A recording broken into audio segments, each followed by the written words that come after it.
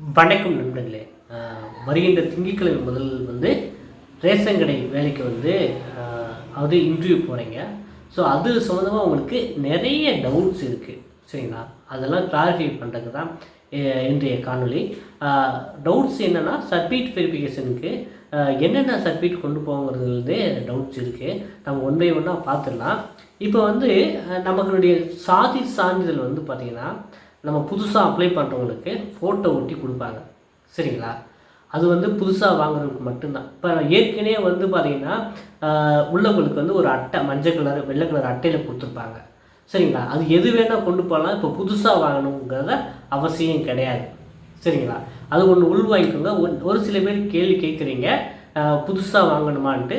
அது இப்போ ஏற்கனவே உள்ளவங்க அதை வச்சுக்கலாம். இப்போ புதுசாக அப்ளை பண்ணுறவங்களுக்கு அப்படி தான் தராங்க. ஸோ அதுக்கும் உங்களுக்கு சம்மந்தம் கிடையாது.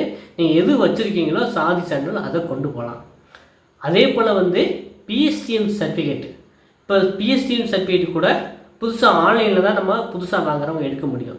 ஏற்கனவே வாங்கினவங்க பார்த்திங்கன்னா பிரிண்ட் அவுட் எடுத்து அதில் சைன் வாங்கி கையெழுத்து வாங்கியிருப்பாங்க, சரிங்களா? ஸோ அது ஏற்கனவே பழசு வச்சுருந்தவங்களுக்கு அது போதும்.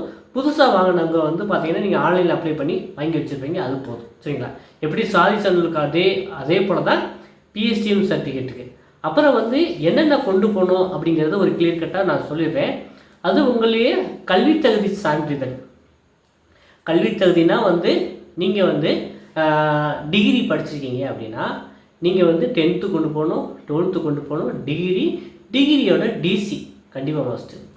இல்லை நீங்கள் ஆனால் அங்கே நீங்கள் அங்கே சொல்லியிருப்பீங்க, நான் 12th வரைக்கும் தான் படிச்சிருப்பேன் அப்படின்னா டிசி கேட்டாங்கன்னா என்ன பண்ணுவீங்க? அது எது கடைசியாக படிச்சிங்களோ அதோட டிசி தான் உங்களுக்கு கையில் இருக்கும், ஒரிஜினல். இப்போ நீங்கள் டிகிரி படிச்சிருக்கீங்கன்னா டிகிரியோட டிசி தான் இருக்கும். இல்லை நீங்கள் பிஜி படிச்சிருக்கீங்கன்னா பிஜியோட டிசி தான் இருக்கும், சரிங்களா? அப்போ நீங்கள் எதையுமே மறைக்கக்கூடாது. எது படிச்சிருக்கீங்களோ அதை நீங்கள் கொண்டு போயிருங்க. இப்போ நான் 12th மட்டும் படிச்சவங்களுக்கு பிரச்சனை கிடையாது. அதுக்கு மேலே படித்தவங்க நீங்கள் டிசி காட்டும் போது ஃபைனலாக எதை படிச்சிங்களோ அதை காமிச்சாகணும். அதனால் அதை யாரும் மறைக்க வேண்டாம். அப்போ கல்வித்தகுதி சான்றிதழில் இது எல்லாமே அடங்கும். 10th 12th டிகிரி, சரிங்களா? டிகிரி படித்தவங்களுக்கு கொண்டு போங்க. இல்லை 12th வரைக்கும் படித்தவங்களுக்கு தேவையில்லை, 12th டிசி வச்சுருப்பாங்க, வைக்கலாம். இல்லை நான் டிப்ளமோ படிச்சிருக்கேன், அது கொண்டு போகலாமான்னு கொண்டு போகலாம், சரிங்களா? என்ன படிச்சிருக்கீங்களோ அதில் கல்வித்தகுதி. அப்போ தான் சாதி சான்றிதழ் நம்ம சொல்லிட்டோம், கம்யூனிட்டி சர்டிஃபிகேட் மஸ்ட்டு, சரிங்களா? அப்புறம் பிஎஸ்டிஎம் சர்டிஃபிகேட் இருந்துச்சுன்னா அதை கொண்டு போங்க.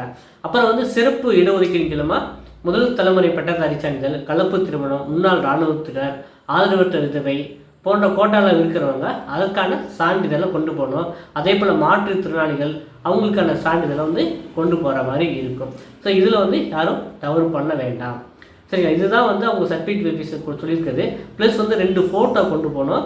ஒரிஜினல் 2 செட்டு, ஒரிஜினல் 1, அப்புறம் 2 செட்டு ஜெராக்ஸ் காப்பி. அதில் செல்ஃப் அட்டஸ்டட், அது உங்களுடைய கையெழுத்து இருந்தால் போதும். செல்ஃப் அட்டஸ்டன் போட்டு நீங்களே சைன் பண்ணி கொண்டு போனால் போதும். அப்படி தான் கேட்டிருக்காங்க.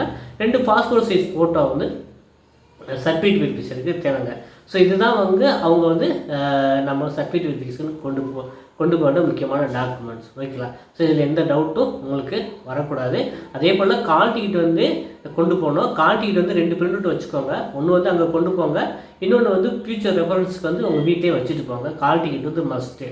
அப்புறம் ஐடி ப்ரூஃபும் கொண்டு போங்க. ஆதார் கார்டு, ஏதோ ஐடி ப்ரூஃபும் கேட்பாங்க, நீங்கள் தானே வெரிஃபை பண்ண, ஐடி ப்ரூஃபும் கொண்டு போகிறது நல்லதுங்க, சரிங்களா? இப்போ பார்த்தீங்கன்னா சர்டிஃபிகேட் வெரிஃபிகேஷனை பொறுத்த வரைக்கும் எந்த டவுட்டு இருக்காது அப்படின்னு நம்புகிறேன்.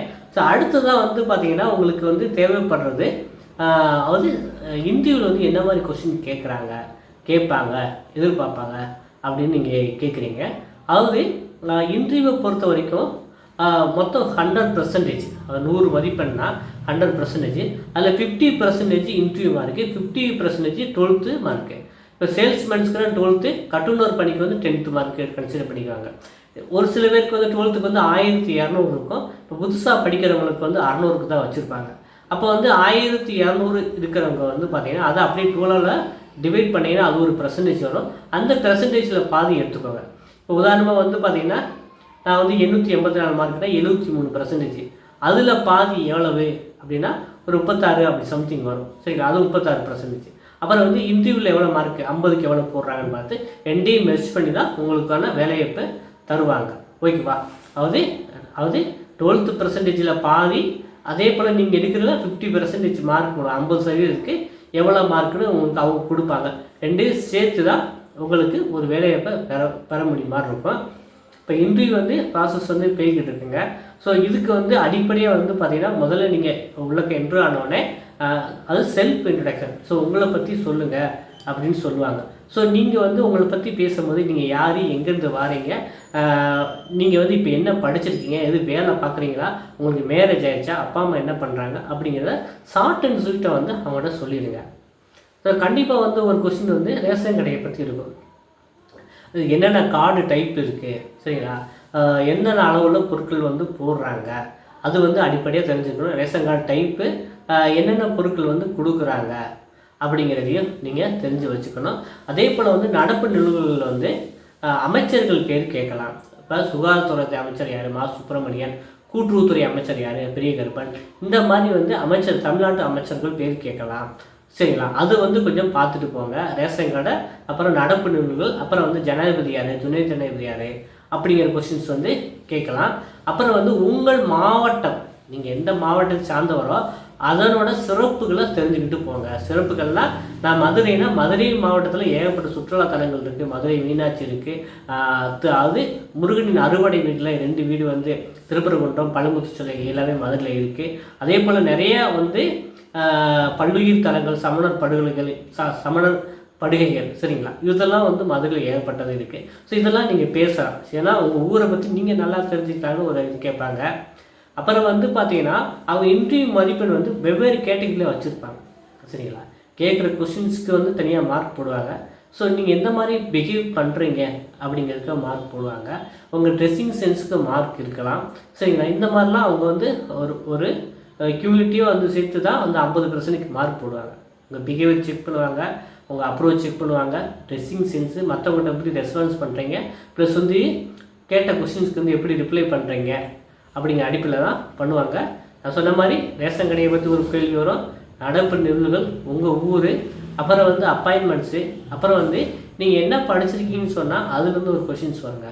ஸோ இதுதான் வந்து கேட்க போகிறாங்க. இங்கே வந்து நல்லா போல்டாக வந்து பேசுங்க. அது ஒரு கொஷின்ஸ்க்கு வந்து உங்களுக்கு உண்மையாகவே தெரியல அப்படின்னா, சாரி சார், நான் வந்து அதில் அந்த அப்போ அந்த எனக்கு வந்து அது இன்னும் அது சரி, அது எனக்கு அதை பற்றி ஐடியா இல்லை அப்படி மாதிரி சொல்லி இது பண்ணிங்கன்னா, ஒரு சில கொஷின் தெரியாமல் போகலாம், ஐடியா இல்லை, நான் தெரிஞ்சுக்கிறேன் அப்படின்னு சொல்லிடுங்க. ஏன்னா எல்லாருக்குமே 10 கொஷின் கேட்குறாங்கன்னா 10 கொஷின் அட்டன் பண்ண முடியாது. அதனால் தெரியல அப்படின்னா நீங்கள் ஒத்துக்கோங்க, வேறு வழி கிடையாது. சாரி, அதை பற்றி எனக்கு ஐடியா இல்லை, நான் இப்போ இனிமேல் வந்து நான் அதை தெரிஞ்சுக்குவேன் அப்படி மாதிரி சொல்லிட்டு வந்துடுங்க. ஸோ தெரியாத கொஷின்ஸ்க்கு இப்படி தான் பதில் சொல்லி ஆகணும், வேறு வழி இல்லை. ஓகே, சரி, இருந்தாலும் வந்து நீங்கள் வந்து நல்லா போல்டாக பேசுங்க. ஸோ ஏனோ தானோ அப்படிலாம் இருக்கக்கூடாது. அவங்க கேட்குற கேள்விக்கு வந்து இவன் வேலை பார்ப்பான், வேலை கொடுத்தா வேலை பார்ப்பான் அப்படின்னு பார்க்கணும். ஏனோ தானோ அப்படி கடமைக்கு போய் உட்காந்துருக்காங்க.